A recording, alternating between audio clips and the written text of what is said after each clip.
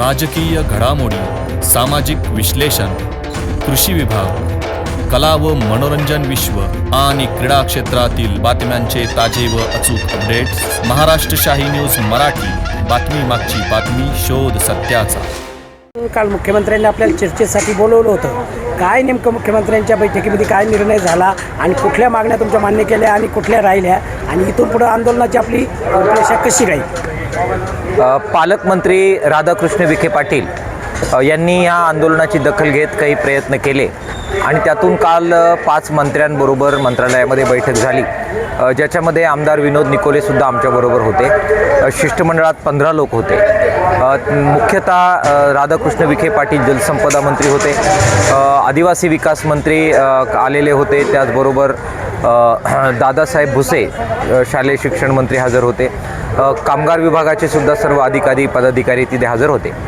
एकंदरीत चर्चा नक्कीच चांगली झाली. काही प्रश्नांवर तोडगासुद्धा निघाला.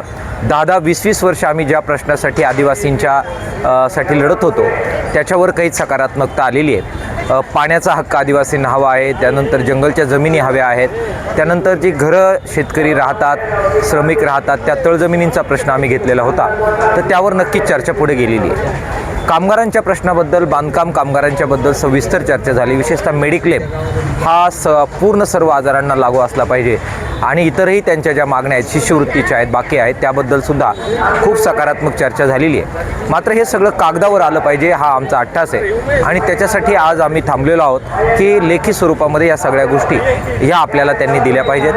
आणि दुसरा मुद्दा जो आहे ज्याच्याबद्दल आम्ही अजून समाधानी नाही ते म्हणजे शालेय पोषण आहार कर्मचारी ज्या 83 रुपयावर दिवसावर राबतात त्यांना भरीव अशा प्रकारची वाढ जोपर्यंत आश्वासित होत नाही आणि त्याचबरोबर आरोग्य विभागात काम करणाऱ्या अर्धवेळ परिचारिका ज्या 90 रुपये प्रति दिवसावर राबतात, तर ह्या 2 मागण्या जोपर्यंत पात्र होत नाही तोपर्यंत माघार घ्यायची नाही हा संकल्प आम्ही केलेला आहे. आज राधाकृष्ण विखे पाटील बाकी सगळ्या मंत्र्यांना आणि मुख्यमंत्र्यांना भेटत आहेत आणि त्यांच्या फोनची आम्ही वाट पाहतोय. आज संध्याकाळी मंत्रिमंडळाची बैठक आहे, त्यातही काही निर्णय होऊ शकतात. आम्ही वाट पाहतोय, सकारात्मकपणे आम्ही त्यांच्याकडून अपेक्षा ठेवतोय. मात्र दुसऱ्या बाजूला आम्ही लढाईसुद्धा सुरू ठेवतोय. त्यामुळे एकीकडे चर्चा आणि दुसरीकडे मोर्चा हे दोन्ही एकत्र आम्ही चालू ठेवलेले आहेत. किमान वेतन मिळावं असं मागणी या मोर्चेकरांची आहे सरकारकडे. त्याबाबत काही चर्चा झाली तुमच्या मुख्यमंत्र्यांशी? चर्चा खूप झाली.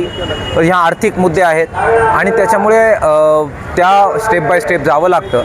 त्यामुळे डायरेक्ट मुख्यमंत्र्यांबरोबर काही या बाबतीमध्ये लगेच बोलण्याचा मुद्दा येत नाही.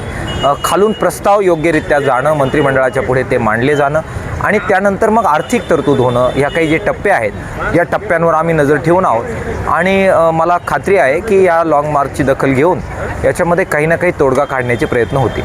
हा लाँग मार्च नगरला जाऊन धडकणं असं वाटतंय का तुम्हाला, का मध्येच तुमचं त्यावर निर्णय होईल? हे बघा, त्याची चिंता करण्याचं काही कारण नाही. एकदा आम्ही रणांगणात उतरलो की लढत राहणं, काम करत राहणं हा किसान सभा आणि CITUचा आणि आमच्या सगळ्याच संघटनांचा हा बाणा राहिलेला आहे. त्याच्यामुळे आता ती फिकीर नाही, कुठे थांबेल, कुठे उजडेल. जिथे उजडेल तिथे उजडेल, आम्ही चालत राहणार आहोत. पालकमंत्री राधाकृष्ण विखे पाटील यात नक्कीच सकारात्मक निर्णय करतील असं वाटतंय तुम्हाला? पालकमंत्री राधाकृष्ण विखे पाटील यांच्याशी काही व्यक्तिगत कोणाची दुश्मनी असण्याचं काही संबंध नाही, कारण नाही. ते जिल्ह्याचे पालकमंत्री आहेत. पालकत्व त्यांचं जर या सगळ्या जिल्ह्याचं त्यांच्याकडे असेल तर ह्या ज्या महिला 83 रुपयावर राबतायत ते शोषण थांबवण्याची जबाबदारी पालक म्हणून त्यांची आहे. त्याचप्रमाणे ज्या 90 रुपयावर राबतात त्या PTLचं शोषण थांबवण्याची जबाबदारी त्यांची आहे. आदिवासी भागात 8-8, 10-10 किलोमीटर हंडाभर पाण्यासाठी ज्या आदिवासी मावल्या चालतात त्यांचं शोषण थांबवण्याची त्यांची जबाबदारी आहे. नाशिक पुणे हायस्पीड रेल्वे जी आमच्या हक्काची होती ती अचानक बदलण्यात आली. त्यांनी शब्द दिला की देवठाण बोट्यासह स्टेशन होईल, यासाठी मी प्रयत्न करेल. आता ते करण्याची त्यांची जबाबदारी आहे. त्यामुळे त्यांना त्यांच्या जबाबदारीची आठवण नक्कीच परत करून देण्याची आवश्यकता नाही असं आम्ही समजतो. पण पालक म्हणून त्यांच्याकडे जाऊन आग्रह धरणार आणि ते त्यांनी करावं. त्याचं पूर्ण वजन त्यांनी पणाला लावावं. त्यांचं वजन मोठं आहे. त्यांचं सरळ संबंध मंत्रिमंडळामध्ये आहे. देवेंद्र फडणवीस साहेब त्यांचे चांगले मित्र आहेत. त्यांच्या एका शब्दावर अनेक कार्यक्रमाला ते येतात. त्यांचं डायरेक्ट दिल्लीत वजन आहे. सरळ अमित शाह साहेब त्यांच्या कार्यक्रमाला येतात.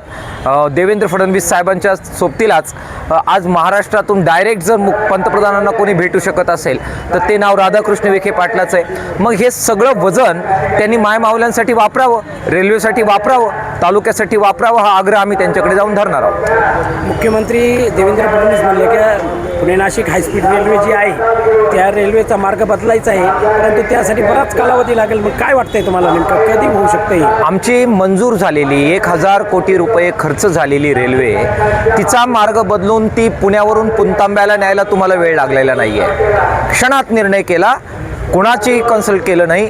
इथल्या लोकल जे काही पुढारी आहे, जे लढले, खासदार आहेत, आमदार आहेत, त्यांनासुद्धा तुम्हाला विचारावंसं वाटलं नाही. तो निर्णय वेगाने होतो आणि परत आमच्यावरचा अन्याय दूर करण्यासाठी मात्र तुम्हाला वेळ लागतो. तर हे वेळ काढणं आणि वेळ लागणं, मी असं ऐकलं की सत्यजित तांबे साहेब प्रयत्न करतायत, त्यांचं स्वागत आहे. पण त्याची पोस्ट पाहिली, काहीतरी अभ्यास वगैरे करणार आहेत 3 महिने केंद्रीय कमिटी येऊन. कसला अभ्यास करायचा आहे कोणाला, काय कशाचा अभ्यास करायचा आहे? हे काय रेल्वेचा शोध लावायचा विषय आहे का?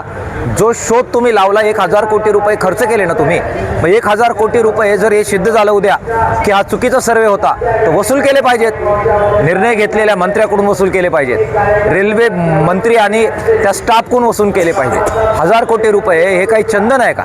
आमच्या महिलांना 50 रुपये वाढवायचं तुमच्या जीवावर येतं, 83 रुपयावर ते राबतायत. त्यासाठी आम्हाला 8-8, 10-10 वर्ष लढायला लावता आणि 1000 कोटी रुपये तुम्ही जे फुंकून टाकले रेल्वेमध्ये, त्याची चौकशी नाही तुम्ही करणार.